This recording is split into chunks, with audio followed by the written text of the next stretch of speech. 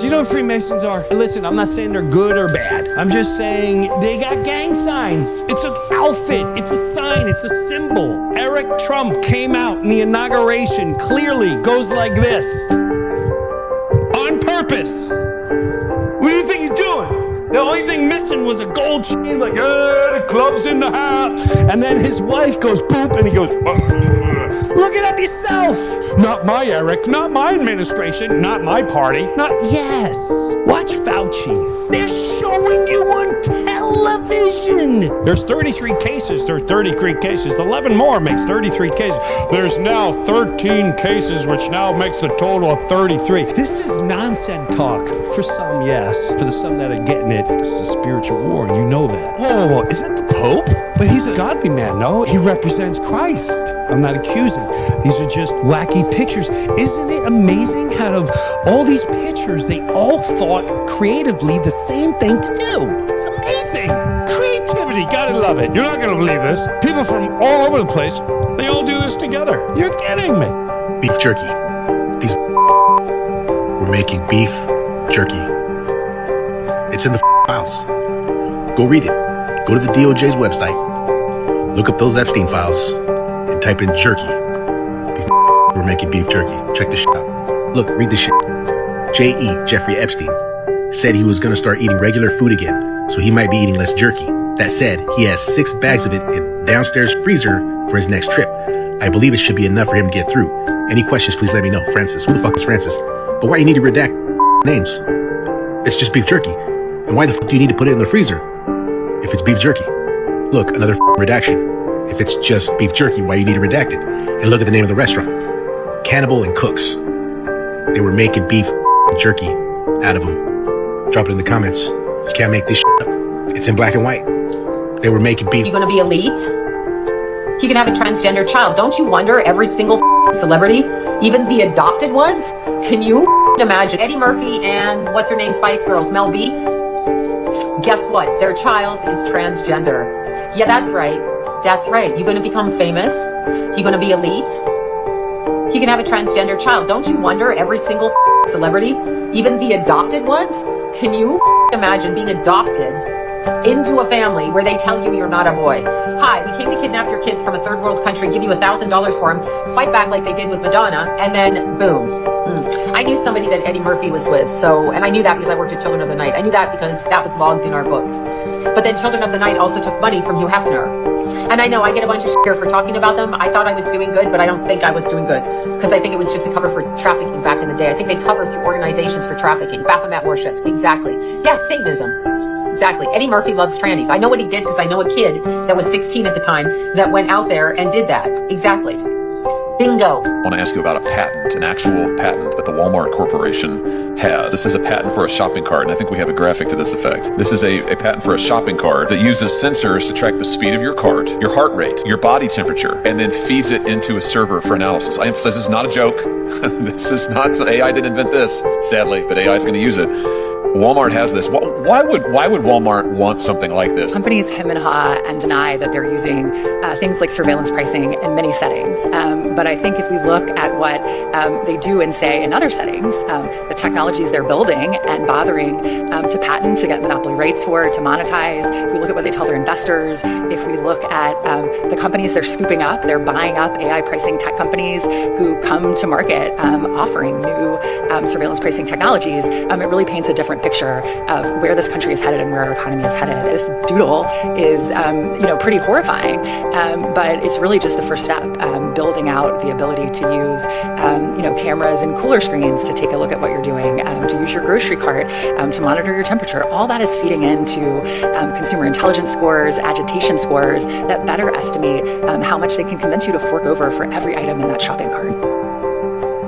Experienced anything spooky? Yeah, one of the people that we connected with was Stephen Greer. We went out to his place. We're just having these meetings with him, seeing if, are you legitimate? Some of the guys that were out there, just witnessing to them. One of the questions that was asked, if all of these things about the crimes and these compartments and this and that is true, why aren't you dead? And he said, well, I'm protected. If anybody tries anything, they will be dealt with quickly. Stephen said that. Wow. Yeah, so the second night there, I have a dream. There is a doorway. It was very, very black. And there's things standing there, and he just says, you can have anything you want. I just start saying, I reject that in Jesus' name. And every time that I would say that, this thing started going like, careful, careful. And so I pulled myself awake, and then something jumped on me in the bed. Jesus, I could feel this presence leave the room, go down the stairs and out the front door. Was this at Steven's house? Yes, it was in one of the guest bedrooms. Is this the thing that's protecting him? Went home the next day, and in the dream of that night, I was back at Greer's place. Walk in his front entrance, and there's a woman standing, and she's just staring at me. She turned into this like 12, 15-foot thing. I could feel hatred. And then I looked over. Greer was this dead body, completely blood. So another time, I visited his house. I presented an edited version, and he said, "Oh, those are the warriors. I have these entities." They said they protect me. We felt that the reason that occurred was because I was sharing the gospel. I have a higher clearance level than the president. How could the guy who lived next door to me have higher classification than the president? I said, "How did you get that job?" And he said, "Well, I was briefed in an underground facility in West Virginia." "What was that like?" And he said, "Well, I used to cry myself to sleep every night." I said, "Well, what would make you cry yourself to sleep?" And he goes, "This is not the world I thought I was bringing my daughters into." And so I pressed him on it, and he kept saying, "I can't talk about that. I can't talk about it. This is like classified information." Finally, after he'd had a couple drinks, he said, "I know when you were growing up, you were into science fiction and comic books and all that stuff. I can tell you this, aliens are real, they're here, and I've seen them." And I said, "Well, are they alive?" And he paused and he said, "I can't say." Then I came back at him with, "If what you're saying is true, how does everyone not know about it?" And he said, "Oh, lots of people know about it. You could walk into any bookstore and you're going to find all sorts of books on the shelves with lots of truth. But right next to them are the books that we publish, full of propaganda. It's a multi-billion-dollar campaign to cover up the truth. There's only one thing that keeps this world spinning. That's the global economy. If you disrupt that by taking away the reason for people to live their lives, everything falls apart. What's the advantage of giving people the truth?" And I was like, "So you're telling me it'll never come out?" He said, "If it has to." I saw all the craziness, all the confusion in the first series of pictures. I'm not trying to freak people out. I'm trying to say we're going through a big, big change. And there's a reason for it. We can't change the chaos the world's going through now. And the reason we're going through it, one simple reason. Hi, Gary. Thanks for joining me. I heard you had a near-death experience. Can we hear about it? Yes, I did, and I'm honored to be with you. I really appreciate the opportunity. This happened when I was 29, 1977. I was traveling a lot in a band, had to take some time off the road, quit the band. But that evening when I went back to my apartment, a little duplex with my roommates, within about an hour of talking, I started feeling what other people were going to ask and say. I went to sleep that night, or tried to. I couldn't sleep at all. My mind was racing like never before. My roommate came walking in, reading the morning newspaper, and I saw the headlines through his eyes. I walked down to the store about a couple hours later, and everybody I passed on the sidewalk, I could feel what they were thinking about. Unsolicited. It was bizarre. But at the same time, I felt this protection. I felt these guardian angels. I felt something was watching over me. They seemed to name themselves the monitors. I never saw them, except one time, which I'll explain. But I kept feeling it. Then all of a sudden, I felt this real warmth around me, just millisecond. What? Opened my eyes, and there's this huge light shining down on me. It looked like a spotlight. And I thought, wow, if I had a ladder, I could touch it. It's 6 feet up above me. It was physical. I could see it. And I looked around at all these people watching me, and none of them acknowledged this huge light coming down. I couldn't understand it, but I didn't care. I looked back up at the light. Then it appeared as a crystal table about this thick. And as I looked through it, I saw these palms of these 7 monitors, these 7 beings, looking down at me, and those lights coming down through their hands, and I was just amazed. Fear had just instantly vaporized. They were in white robes. Their faces kind of looked like gray, like they weren't male or female, as if to say our faces don't matter.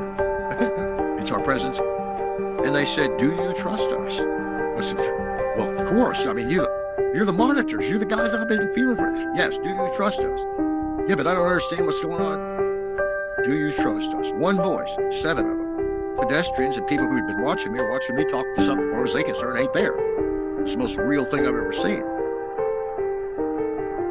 A second or two, I was involved in a head-on collision with a speeding car. Bam! Got hit, tumbling over the car.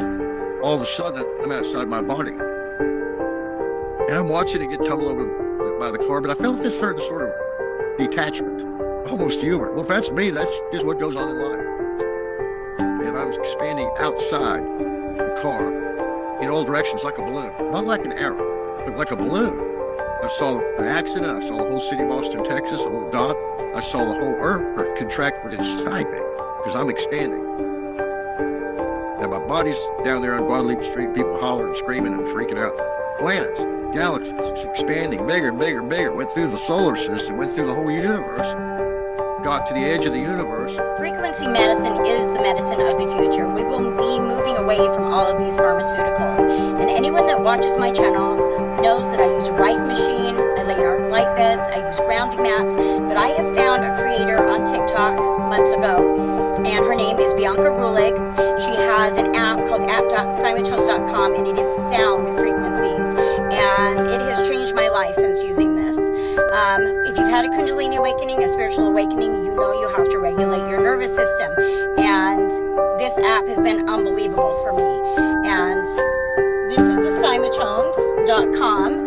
Her app is app.simontones.com, and you can find her on TikTok, but I cannot recommend her app enough. It is life-changing. It's happening, so set your calendars for August 12th because there are 4 major celestial events happening in one night. And if you're a space nerd like me, you better come out and watch. There's going to be a solar eclipse, a meteor shower, a planet parade, and a new moon, all on one day. You heard that correctly. First, there's going to be a 6-planet parade that starts in the pre-dawn hours on Tuesday, August 12th. It's going to include Jupiter, Mercury, Mars, Uranus, Saturn, and Neptune. That's according to the Planetary Society. Then we're going to have a rising new moon across the sky. At the same time as the new moon rises, you're going to have a total solar eclipse, specifically over Russia, Greenland, Iceland, and northern Spain, along with parts of Portugal, according to NASA. You're going to see a partial solar eclipse in parts of the United States. And then, to top it all off, you're about to have a meteor shower. The Perseid meteor shower is going to reach its peak, 100 meteors per hour potentially. All of this in one night.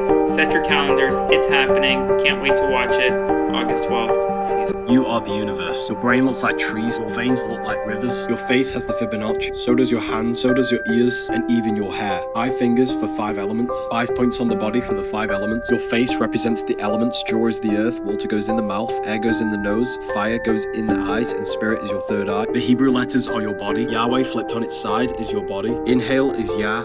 Exhale is way. Sulfur bridges in your DNA create the word Yahweh in the Hebrew language. Kabbalah tree is on your hands. A holy grail is your neck and head. Your whole body looks like the Kabbalistic tree. 7 energy centers for the 7 planets. The ancients even knew this. You are a sacred being, and it's always been about you. Religion was made to hide this truth, that you are the universe experiencing itself. Don't want you to understand your power over creation. Breathing.